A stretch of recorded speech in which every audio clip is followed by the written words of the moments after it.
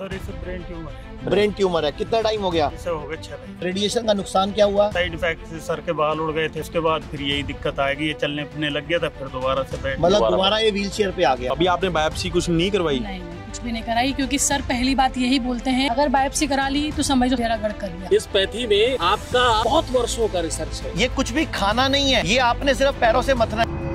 ये बच्चा भी कैंसर का पेशेंट है, छोटा सा बच्चा है सर। घर वाले इसके करवा रहे हैं, छोटा सा बच्चा है, इसको भी कैंसर बताया। इसको क्या बताया, कहाँ बताया? सर इसे ब्रेन ट्यूमर है। ब्रेन ट्यूमर है। कितना टाइम हो गया? इसे हो गए 6 महीने। तो हमारे बारे में आपको कब पता चला? हमें 1 मंथ पहले पता चला था। आप यहाँ कब पहुँचे हो? आज 7वां दिन है सर। आज 7वां दिन है। आपको कुछ उम्मीद लग रही है कि यहाँ कुछ बेहतर हो पाएगा, कुछ फायदा लगेगा? 7 दिन में आपको कुछ फायदा लग रहा है? फायदा लग रहा है सर। बताओ 7 दिन में क्या फायदा लग रहा है? इधर आ बेटा, इधर आ जा। 7 दिन में क्या फायदा लग रहा है? पहले बॉडी पेन बताता था, ये अब बॉडी पेन नहीं है। मतलब 7 दिन में बॉडी पेन में आराम आना शुरू हो गया। हाँ। तो आप बताओ ये कितने कैसे कैसे तरीके हम कराते हैं? ये तरीके ज्यादा बेटर है कि जो कीमो, रेडिएशन, सर्जरी क्या क्या कराते हैं वो? ये आयुर्वेदा ही ज्यादा बढ़िया सर। तो आपने आज तक क्या क्या करवाया इस बच्चे के लिए? इसके सारी थेरेपी करा रहे हैं सर। क्या क्या कर नहीं, यहाँ नहीं, पहले क्या क्या करवाया? पहले रेडिएशन कराया था। रेडिएशन कराया। और नहीं कराया। कितना पैसा लग गया टोटल आपका? लगभग लग गए थे 4 लाख। 4 लाख रुपए। और रेडिएशन का नुकसान क्या हुआ? ये साइड इफेक्ट से सर के बाल उड़ गए थे सर, और उसके बाद फिर यही दिक्कत आएगी, ये चलने फिरने लग गया था, फिर दोबारा से बैठ मतलब दोबारा ये व्हील चेयर पे आ गया। हाँ। आपको लगता है अब यहाँ पे हम इसको भगवान की ऐसी कृपा होगी कि दोबारा से चल पाएगा और अपने पैरों पे खड़ा होगा? सर उम्मीद तो है पूरी। ठीक है बेटा, आप इसकी कौन है? मम्मी। आप क्या कहना चाहोगे कि यहाँ उम्मीद लग रही है आपको? सही जगह आ गए हो? यहाँ पर उम्मीद लग रही है कि ठीक हो जाए। और 7 दिन में क्या फर्क लग रहा है आपको? 7 दिन में मतलब इसे आराम मिला है। दर्द था, इसकी पूरी बॉडी में पेन था, उसे आराम है, अब दर्द नहीं है। और कब से हैं? चेहरे पे भी, चेहरा भी सही है, चेहरे में पहले से बेटरमेंट आ गया। ठीक है। एक सीए के पेशेंट और मौजूद हैं। क्या दिक्कत है मैम आपको? मुझे ब्रेस्ट में कैंसर है। कहाँ से हैं मैम आप? भोपाल, मध्य प्रदेश से हूँ क्या मैं। क्या इलाज आप ले चुके हैं? सर उन्होंने मुझे बायोप्सी के लिए बोला था और उसके बाद मेमोग्राफी के लिए बोला था, लेकिन क्योंकि मैं एलोपैथी में विश्वास नहीं करती और मैंने सर की वीडियोस वगैरह सब देखी थी और मैंने बहुत सर्च किया, फिर मैं यहाँ पर आई। तो अभी आपने बायोप्सी कुछ नहीं करवाई? नहीं कुछ भी नहीं कराई, क्योंकि सर पहली बात यही बोलते हैं अगर बायोप्सी करा ली तो समझ लो मेरा गढ़ कर लिया आपने। तो कितने दिन हो गए हैं यहाँ? 6 दिन। कुछ अच्छा लग रहा है? में क्या फर्क लग रहा है अपने आपको? आपको कुछ फायदा लग रहा है? फायदा तो लग रहा है। क्या लग रहा है? बॉडी में क्या चेंजेस लग रहे हैं? मन में, बॉडी में क्या परिवर्तन सर लग रहे हैं? पहली बात तो यहाँ का एनवायरनमेंट इतना अच्छा है, यहाँ पर आके तो फीलिंग नहीं आती कि हम हॉस्पिटल में हैं। और दूसरी बात सर ये है कि बहुत वीकनेस फील होती थी, दर्द बना रहता था, अभी दर्द कम हो गया। जो सबसे बड़ी बात है कैंसर में दर्द ही। और सर सबसे बड़ी चीज ये है बच्चे ने कि भी बताया अभी वहाँ कि उसका दर्द ठीक पर हुआ। एलोपैथी में डॉक्टर हमें इतना डरा देते हैं कि आप ऐसा लगता है कि हमारे पास जिंदगी अब बची ही नहीं है, लेकिन यहाँ पर आके हमको ऐसा लग रहा है कि नहीं, हमारा सब कुछ ठीक। आज हमारे साथ जगत गुरु सतीश अवस्थी जी भी मौजूद है। पहले तो जी सर जय श्री राम। जय श्री सीताराम। जय जय श्री सीताराम। जय जय श्री सीताराम। आयुर्वेद की जय हो। ये पैथी जो है ना, सारी पैथियों में चाहे आप होम्योपैथी बात करें, चाहे एलोपैथी की बात करें, ये पैथी सिंपैथी है। इस पैथी में आपका बहुत वर्षों का रिसर्च है, ग्रंथों से, पुराणों से, शास्त्रों से जो गूढ़ रहस्य छुपा हुआ था, जिसे अब पढ़ने का समय किसके पास है।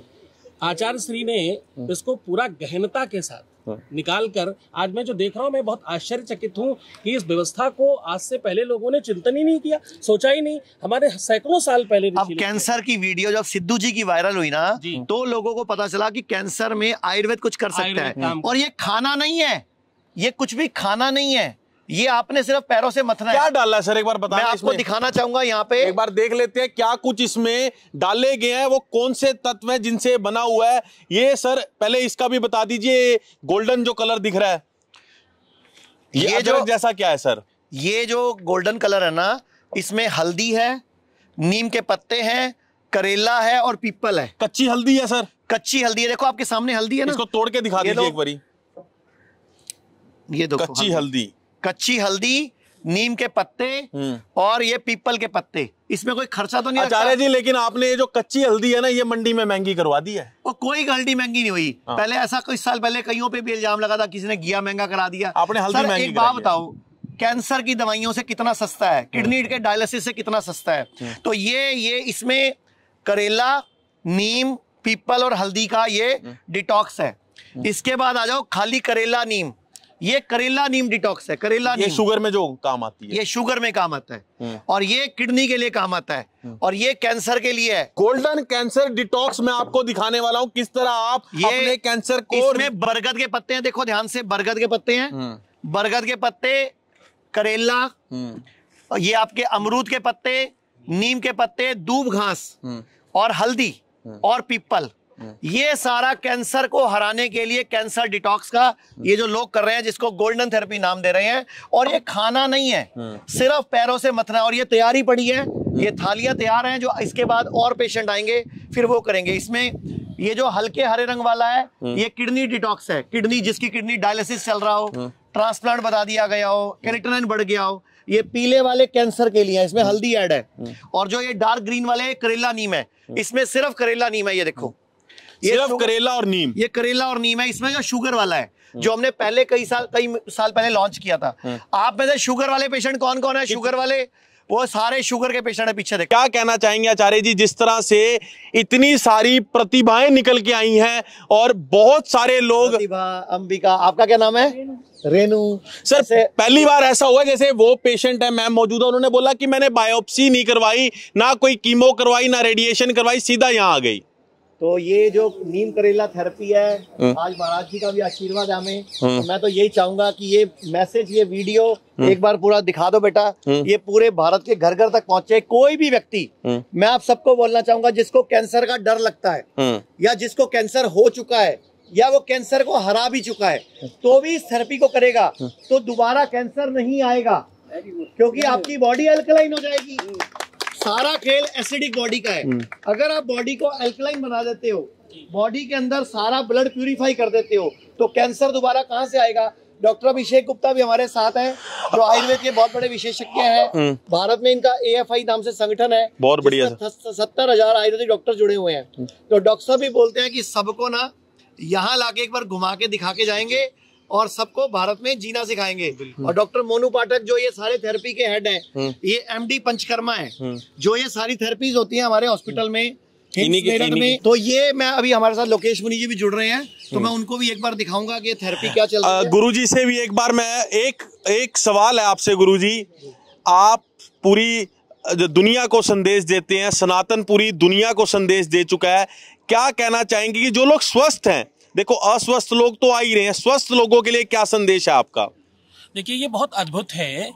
हर घर घर तक ये बात, ये कह रहे हैं सीखो, आपने घर में करो, अधिक से अधिक लोगों तक पहुंचाओ। हम लोग केवल देखें नहीं, ये वीडियो वायरल करें, ज्यादा लोगों तक पहुंचाएं, क्योंकि सबसे ज्यादा आयुर्वेद कहता है सेंसेस आपके पैरों के तलवों में होता है। ये तो एलोपैथ भी मानता है। और वहां से आप ये औषधियों को, जिस तरीके से उनके रस स्वादन को, जिस प्रकार के वो तत्वों को आप वहां से लेकर के अपने रोगों को समाप्त कर रहे हैं, इससे अच्छी कोई पद्धति और हो नहीं सकती। मुझे लगता है कि इसे घर घर तक पहुंचाना चाहिए। हर सनातनी की ये जिम्मेदारी है, सबको स्वस्थ करो, आयुर्वेद अपनाने के लिए सबको बताओ, और ये चमत्कार दिखाओ। चमत्कार इसी को तो कहते हैं, चमत्कार प्रकट होने को थोड़ी कहते।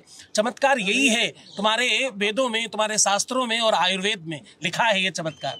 तो असली चमत्कार वही है कि आप घर रह के इन्हीं चीजों से अपने आप को स्वस्थ करें। साथ लोकेश मुनि जी भी जुड़े हैं। लोकेश मुनि जी, ये सारे वो पेशेंट हैं, इनमें से कई पेशेंट ने अपने कैंसर को हराया है, और हम एक रिकॉर्डिंग कर रहे हैं। मैं चाहूंगा इसमें आप भी अपना एक क्लिप दें। और ये लोग ना करेला नीम थेरेपी कर रहे हैं, शुगर वाले, करेला नीम और वो कर रहे हैं, पीपल कर रहे हैं किडनी फेल वाले, और करेला नीम, पीपल, हल्दी और बरगद कर रहे हैं जो कि कैंसर वाले। तो अभी 4-5 पेशेंट है, मैं आपसे मिलवाना भी चाहूंगा, उनको मिलवाता हूँ, जिन्होंने कैंसर को हराया। अपनी क्या संदेश देना चाहेंगे? मैं यहाँ देख रहा हूँ आचार्य मनीष जी की उपस्थिति में अध्यात्म और विज्ञान का समन्वय हुआ है। जहाँ अध्यात्म की ओर से हमारे पूज्य जगत गुरु जी उपस्थित हैं। मैं जैनाचार्य अहिंसा विश्व भारती विश्व शांति केंद्र का संस्थापक आचार्य लोकेश मुनि उपस्थित हूँ, और साथ ही हमारे अंतर्राष्ट्रीय ख्याति प्राप्त, जिन्होंने आयुर्वेद के माध्यम से और हमारी प्राच्य विद्याओं के माध्यम से, जो हमारी भारत की महान विरासत है, उसके माध्यम से लोगों को रोग मुक्त करने का। और सबसे बड़ी बात है कि हमारी भारत की ये प्राचीन जो प्राच्य विद्याएं हैं, ये केवल कारणों को नहीं, उसके रूट कॉज में जाकर के जड़ से समाप्त करने का काम करती है। तो मैं ये कहूंगा कि देखिए कितना अद्भुत समन्वय है दवा के साथ दुआ। और हमारे यहाँ भारतीय संस्कृति में कहा गया कि कहीं कहीं जब दवा काम न करे तो दुआ भी काम करती है। Very good. सबसे बड़ी बात मैं ये भी कहूंगा, मैं देखिए न तो आचार्य मनीष जी कभी अनावश्यक दावे करते हैं और न ही कभी हम जो है हवाबाजी करते हैं। मैं केवल विज्ञान सम्मत तथ्य आपके सामने रख रहा हूं। देखिए दो प्रकार की शक्तियां हैं, एक है नकारात्मक शक्ति और दूसरी है सकारात्मक शक्ति, पॉजिटिव शक्ति। और शारीरिक बीमारियों से भी ज्यादा आज के युग में साइकोसोमेटिक डिजीज ज्यादा है, मनोकायिक बीमारियां। और हजारों वर्ष पूर्व महान आचार्यों ने, तीर्थंकरों ने, ऋषियों ने, संतों ने बताया कि बीमारी जो अब विज्ञान कह रहा है ये केवल शरीर में तो बाद प्रकट होती है, उससे पहले विचार पर, उससे पहले मन पर, और मन से भी और जाए तो भावना के स्तर पर आप बीमारी प्रकट होने से 6 महीने पहले इसका पता लगा करके उसका निदान अगर करें तो आज कोविड काल के बाद में हमारी भारतीय रसोई परंपरा जो है वो मिनी डिस्पेंसरी का काम करती है। पहले लोग नहीं समझते थे, कोविड के बाद में पूरी दुनिया को समझ में आ गया। मैं पिछले वर्ष अमेरिका में था, अमेरिकी राष्ट्रपति जो बाइडेन से भी बात हुई, मैंने एक ही बात कही कि आज हमारा ये वेलनेस कितना लोगों को, क्योंकि अनेक और जो विधाएं हैं उनकी अपनी दिक्कतें हैं, साइड इफेक्ट बहुत है ना। मैंने तो देखा है कैंसर के मरीजों को कीमो के बाद में जो स्थितियां बनती है, ऐसे के अंदर जो साइड इफेक्ट के बगैर व्यक्ति को तंदुरुस्त कर दे। और इसमें हजारों वर्ष पूर्व जो विरासत दी गई, मेडिटेशन, योग, आयुर्वेद, नेचुरोपैथी, ऑर्गेनिक, ये सारी की सारी विधाएं।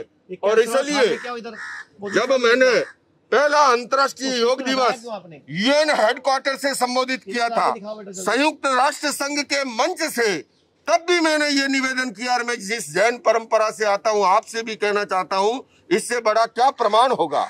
आज भगवान ऋषभ प्रथम तीर्थंकर का जन्मदिन है। अच्छा। और ऋषभ से लेकर महावीर तक जितनी प्रतिमाएं मिलती है ज्ञान और योग की मुद्रा में मिलती है। अभी आपने देखा हमारे यहाँ वनस्पति का सम्मान है, हमारे यहाँ पर जल का सम्मान है, सूर्य का, चंद्रमा का, चराचर सबका। और मैं जैन परंपरा का मुनि होने के नाते मेरी मर्यादाएं हैं, मैं आपके बीच में नहीं आ सका क्योंकि हरियाली भी सजीव है, इसके अंदर भी हमारी तरह चेतना है। तो आचार्य मनीष जी, आप जो काम कर रहे हो अद्भुत कर रहे हो, बेजोड़ कर रहे हो, और एक संत होने के नाते एक अकेला नहीं, दोनों आपको दो हाथ से आशीर्वाद दे रहे हैं। ऐसे ही आप भारत की विरासत को लेकर के जाओ, इस मेडिटेशन के द्वारा, योग के द्वारा, प्राणायाम के द्वारा, आयुर्वेद के द्वारा, नेचुरोपैथी, वेलनेस, ऑर्गेनिक, जितनी भी हमारी विरासतें हैं, स्वस्थ भारत, समृद्ध भारत। हमारे आचार्यों ने कहा शरीर माध्यम खलु धर्म साधनम, धर्म की साधना के लिए भी शरीर का स्वस्थ होना जरूरी है। और हमारी, मैं जहाँ से आता हूँ राजस्थानी भाषा में कहा, पहला सुख निरोगी काया। अगर शरीर ही स्वस्थ नहीं है तो हम समृद्धि कहाँ से लाएंगे? ठीक से व्यापार नहीं कर सकते, ठीक से डिसीजन नहीं ले सकते। तो आप केवल लोगों को स्वस्थ नहीं बना रहे हो, भारत को समृद्ध करने बनाने का भी काम कर रहे हो। इसलिए आचार्य जी, इन आचार्यों को जो है आगे बढ़ाओ और भारत को दिव्य बनाने के लिए, भव्य बनाने के लिए इन विरासतों को आगे लेके जाए।